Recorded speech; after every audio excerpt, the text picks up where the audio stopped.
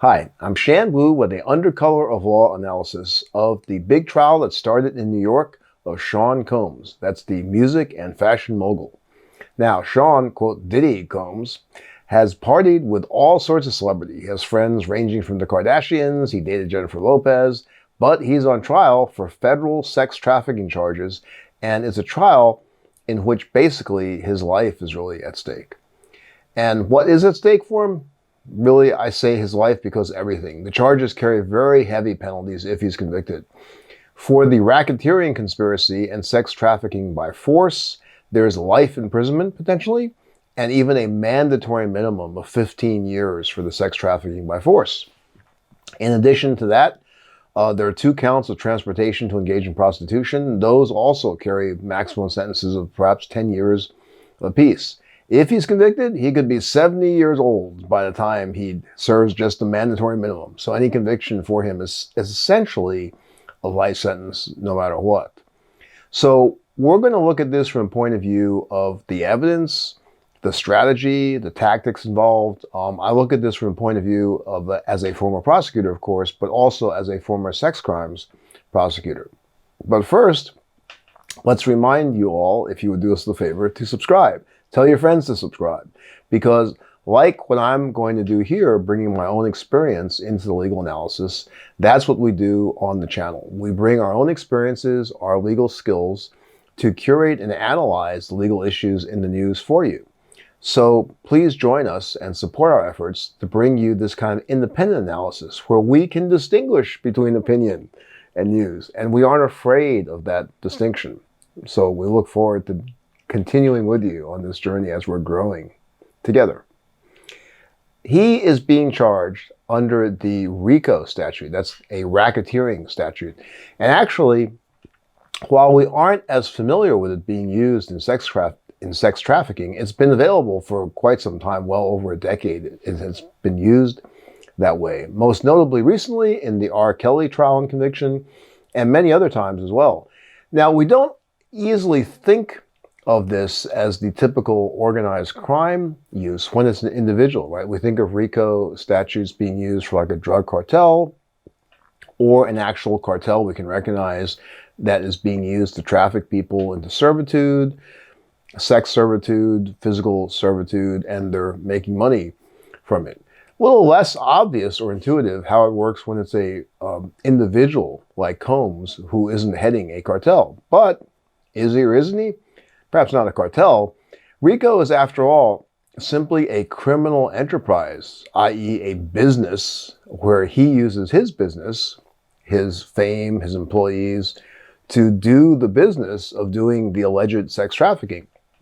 So that's why you can actually use the RICO statute for almost anything that is a illegal criminal enterprise. That's the term. Just think of the word business for the enterprise. So he doesn't have to be actually making money the way we think of people as selling people or pimping people or moving drugs.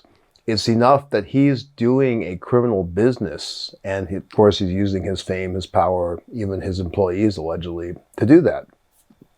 So what's begun so far is, first up, jury selection. You'll hear a lot of talk in the media about, oh, how difficult is it? And you'll hear a lot of legal pundits saying, well, the standard is you have to find an impartial jury. It's all true. But it's way beyond the superficiality, of some legal talking head on mainstream media saying you have to find jurors who can be impartial. Really, as I explained this morning on one CNN hit, that's the standard, but what lawyers really want is to find jurors who are just the opposite of impartial. They want to find jurors who are partial. They want to find jurors who are partial to their case, right? So the prosecutor would like to find jurors who are more pro-prosecution, not impartial. And the defense wants to find jurors who are going to be more prone towards their defense theory. Both sides are likely using jury consultants. Sean Combs can certainly afford the creme de la creme in terms of best jury consultants. And what they'll be trying to do is develop a set of characteristics they want in their jurors. Maybe they do want jurors who profess ignorance about Combs' fame Or just the opposite, if the prospective juror may be inclined to think that famous people are targeted unfairly. Maybe victims are just greedy people who want to make money off of them. The jury consultants are going to be used to really try and ferret out what are the potential prejudices that people may have and how can those be used to the advantage of each side. A lot of stereotypes in sex crimes prosecutions. One was women can be harder on women. Sometimes that did seem to be true if you interview jurors afterwards. Sometimes there's the conception of, oh, you don't want men on a jury if a man is on trial. Actually, a lot of times you'd find that men were quite harsh on a man being accused of things. So a lot of the sort of common sense ideas about what works, what doesn't work, may or may not be true. And that's why when you use the jury questionnaires that they'll be putting out, they'll really be combing over those to try and discern as much information about the people as they possibly can to make these kinds of educated guesses. Now, the impact of fame is a big deal here, obviously. And it's interesting, the defense, very skilled set of defense lawyers, actually, they have floated the idea of using a swinger lifestyle defense, meaning that Sean Combs just likes to party a lot. He has a swinger sexual lifestyle. And that's interesting because it's an update from the common use in the defense against sexual crimes, that perhaps the victims were just in it for the money because he was famous. They're trying to take advantage of him. Much harder to make that defense when it's a criminal prosecution, harder still when there is video. There is some video of the so-called freak-offs, which were the supposedly days-long drug and sex parties that went on, but the allegation is they involved paid sex workers and that there was unconsented to sex, unconsented to drugging and use of force. They're not going to play a whole lot of that. We're going to talk about how carefully video evidence like that has to be used, but that's going to be extremely damaging, even any small part of it, because it's going to make real what was happening for the jury, and there's going to be a visceral reaction to it. Just like the video we've all heard so much about, which was the surveillance video of Combs beating his girlfriend. So I'm going to play a part of this. Big trigger warning for you. When CNN broke the news, big trigger warnings too, but it's extremely violent and difficult to watch, so big warning for you. We're going to play 30 seconds of it. If you don't want to watch this part, that's fine. New surveillance footage obtained exclusively by CNN appears to corroborate some of the allegations of abuse against music mogul Sean Diddy Combs. The video, captured on multiple cameras, shows Combs assaulting his then-girlfriend, Cassie Ventura, in a hallway at a Los Angeles hotel in March 2016. A lawsuit filed by Ventura in November last year and settled the next day referenced actions that seem to match those seen in this video. Now, all by itself, this video is incredibly damning, right? Because running after someone, beating them, does not fit the notion of a swinger lifestyle, right?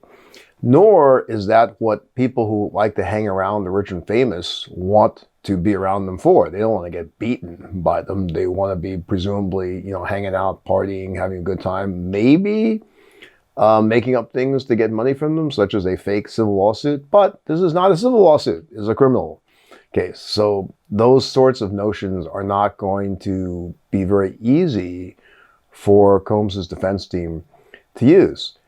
It's also great evidence for the prosecution, right? Because what's the natural reaction of jurors watching this, which is, gosh, a guy who will do this seems really likely to engage in violence to get what he wants, and more specifically in, quote, forcible sex trafficking. But because this video is so powerful that way, it's really kind of a double-edged sword here for the prosecution, and it's a landmine for them and the judge. They have to be very, very careful of not overplaying the video, just how much they use, because guarantee you, if there's a conviction, that's going to be the primary focus of the appeal. The defense will be arguing, as they've already tried to argue, that it shouldn't be admissible and it was unduly prejudicial.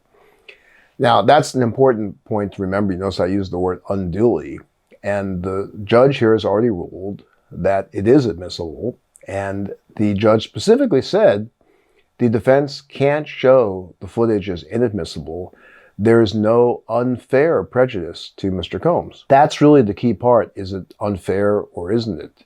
Because so often we don't think about that aspect of it. Now, there's tons of allegations in Combs's previous life. We'll put up a link that kind of runs through it that involve violence, allegations of violence. None of that's going to come in, and it shouldn't, because they can't relate directly to the crimes charged. So a lot of times you'll hear about this idea that can you bring in something because it's prejudicial? You hear in movies sometimes, or even people talking about, that's prejudicial, Your Honor. Well, of course it's prejudicial. I mean, if it was not prejudicial, nobody will want to bring it in, right? It's prejudicial because it helps your side of the case. What has to happen is the balance. A judge has to decide, is this more prejudicial than probative? If it's more probative than prejudicial, that's fine. That's what the judge means by it's not unfair to him, because they will be able to tie in the actions on that to their specific charges. If they don't, they're going to have a problem. Either during the trial, the judge may decide to kick some of it out. If they overplay it, they'll have a problem on appeal if, in fact, he gets convicted. So, again, the stakes can't be higher for somebody like Diddy in this position. You know, Combs would spend essentially the rest of his life in jail if he's convicted, certainly the rest of his productive years. And so as we consider those kind of stakes for him, the defendant, and there's a lot of protections for him, I think you also have to think a little bit about what the life is for survivors and victims.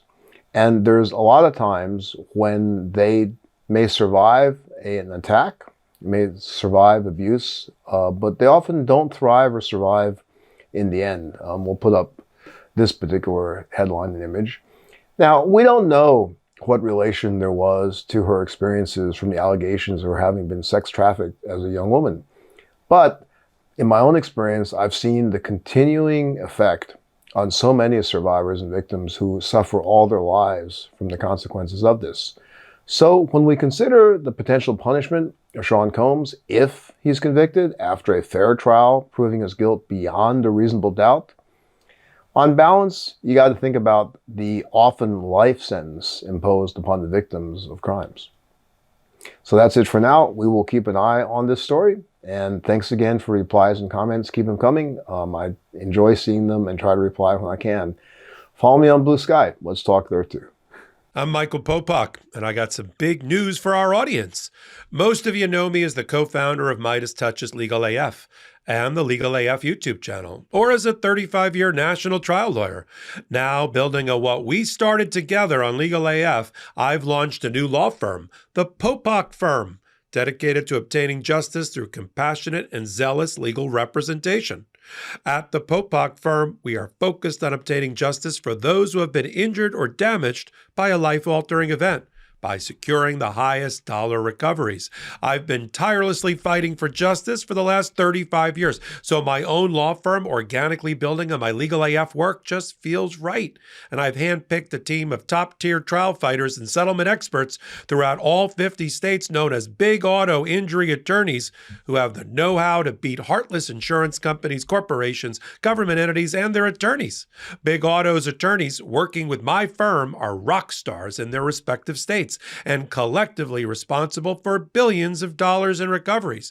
So if you or a loved one have been on the wrong side of a catastrophic auto, motor vehicle, rideshare, or truck accident, suffered a personal injury, or been the victim of medical malpractice, employment harassment or discrimination, or suffered a violation of your civil and constitutional rights, then contact the Popak Firm today at 1-877-POPAK-AF or by visiting my website at www.thepopakfirm.com and fill out a free case evaluation form. And if we determine that you have a case and you sign with us, we don't get paid unless you do. The Popak Firm, fighting for your justice every step of the way.